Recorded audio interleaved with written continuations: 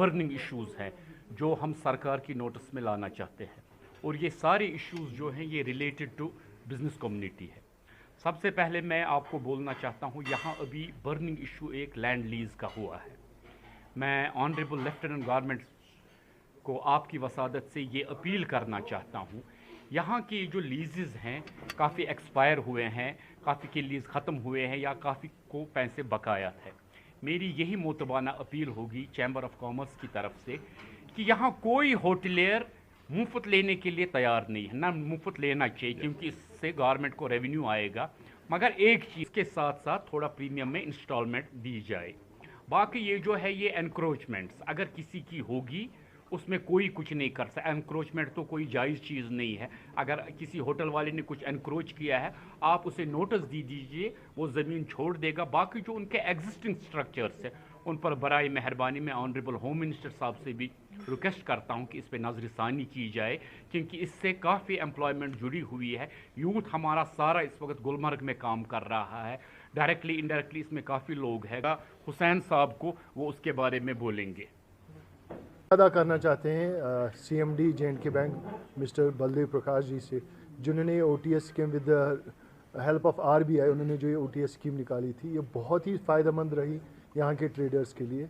लेकिन कुछ ऐसी चीज़ें हैं, अगर आप सबको पता होगा कि जब ये OTS स्कीम लाई गई उसके इमीडिएट बाद विंटर्स का अप्रोच, और जो हम सबको पता है J&K में विंटर्स में जो बिज़नेस लेवल वगैरह बेचनी पड़ेगी तब जाके वो सेटल कर सकते हैं, और यही कि वो इस वक्त उन प्रॉपर्टीज़ को नहीं बेच पाते सो दैट वो ये स्कीम जो है अवेल कर पाए।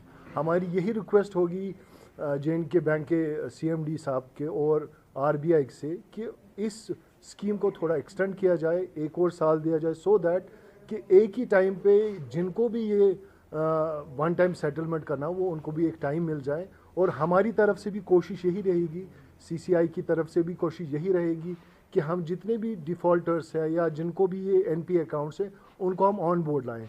और ख़ासकर मेरे पास ऐसा कोई इनपुट नहीं, और ये सवाल ही नहीं है कि J&K का देखिए, अगर इन केस ऑफ ऑक्शन हम देखें, ऑक्शन में भी फर्स्ट प्रायोरिटी J&K को, क्योंकि ये जो यहाँ का बाशिंदा है पहली प्रायोरिटी इसको मिलनी चाहिए, और गवर्नमेंट का ऐसा कुछ नहीं वक्त ना आए, ये settlement with in the J&K के स्टेक होल्डर्स के साथ की जाए।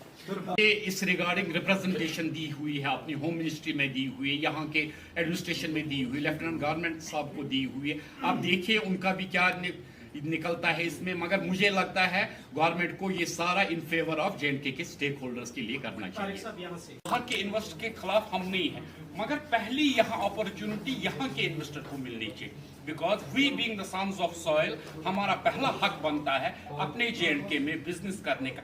अगर हम किसी जगह पर मल्टीनेशनल कंपनी के साथ फेल होते हैं, देन आप बाहर के इन्वेस्टर को बुला सकते हैं। दूसरों का सोचिए कि जब हम किसी जगह फेल हो जाए। देखिए पहले मैं एक चीज बोलूंगा आपको, पहले मैं कैटेगोरिकली क्लियर करना चाहता हूँ आपने, क्योंकि हमारे हेड इस वक्त UT के हैं ऑनरेबल LG श्री मनोज सिन्हा साहब। पहले मनोज सिन्हा साहब को मैं बहुत मुबारकबाद देना चाहता हूँ, जो उन्होंने बोला आम आदमी के साथ नहीं छेड़ा जाएगा, दैट इज़ वेरी अप्रिशिएटेड। क्योंकि ये जो 2 मरले 5 मरले 10 मरले की ज़मीनों पर घर छोटे छोटे बने हुए, ये लोग कहाँ जाएंगे? ये LG साहब के अपने लोग हैं, मगर उनके लिए हम बड़ा शुक्रगुजार हैं, उन्होंने पहले ही कैटेगोरिकली कर उनके साथ हम नहीं छेड़ेंगे।